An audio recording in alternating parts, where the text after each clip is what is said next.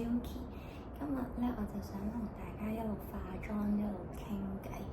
雖然我琴日咧唔係好夠瞓啦，但係咧唔知點解今朝好精神，所以咧就想同咧大家分享下我由細到大都覺得好有用嘅美白方法。咁我覺得第一樣最有用嘅咧就係搽維他命 C 精華啦，同埋搽防曬。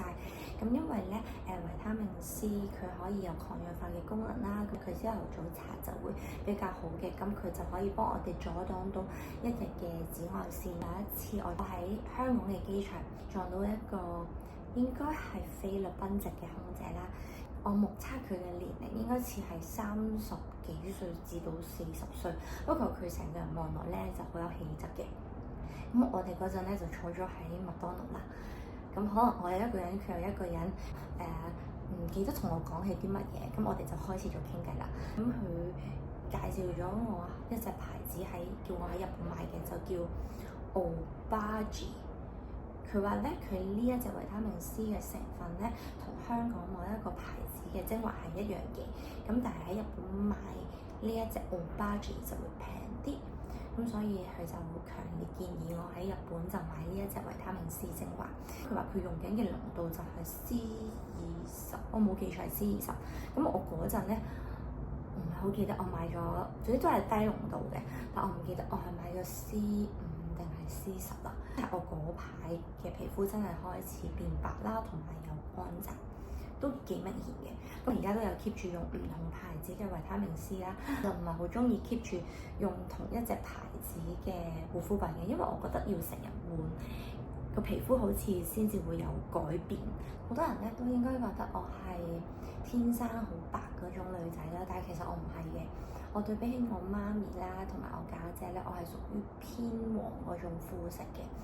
咁所以我由中學開始已經係咁揾一啲美白嘅方法咯。第二樣好重要嘅咧，我就覺得係搽防曬啦。搽完維他命 C 之後咧，就係一定要搽翻防曬嘅。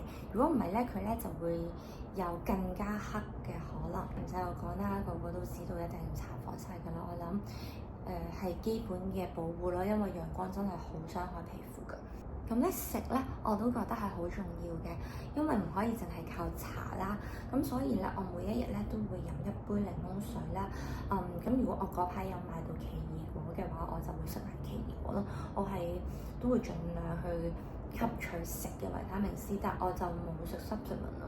咁第三樣啦，就係食美白丸。不過咧，我其實覺得呢個又唔係必須嘅。不過我自己就好中意試食美白丸啦。咁我唔會 keep 住一年日日都食嘅，但我會試咗一隻品牌嘅一個療程，可能食咗佢嘅1盒，跟住休息可能半年，咁就再試另外一隻品牌嘅美白丸。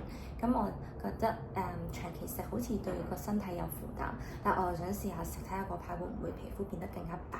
咁第4樣啦，我就唔知關唔關美白事啦，但係咧，我覺得對皮膚係好好嘅，就係按面。我係好中意按面嘅，無論係我自己按啦又好，我係出去俾人按又好，因為我覺得按完面之後，我塊面係好似細咗一個 size 咁樣嘅。咁可能因為血液循環啦，咁所以按完之後咧，好似輪廓出翻嚟啦，跟住又成塊面都唔識講啊，總之好似瘦咗咁樣啦。咁望落咧就會精神啲啊，有光澤啲啊。咁我覺得有光澤啲望落皮膚都係會白啲嘅，所以我諗按面都係一個幾好嘅方法咯。個眼線今日畫得好衰添。原來一路化妝一路講嘢係好難嘅事嚟㗎，所以我今日化個妝有啲衰添，我一陣會再搞下佢㗎。咁咧，我覺得最後一樣咧，好重要嘅對皮膚好嘅方法咧，就係做運動。每一次咧，我做完運動之後咧，個皮膚咧都好似好飽滿啦，好有光澤咁樣嘅。咁所以咧，我覺得做運動係對皮膚好嘅一個靈丹妙藥嚟嘅。咁所以我都建議你哋除咗食啊、搽啊之外咧，就係做運動啦。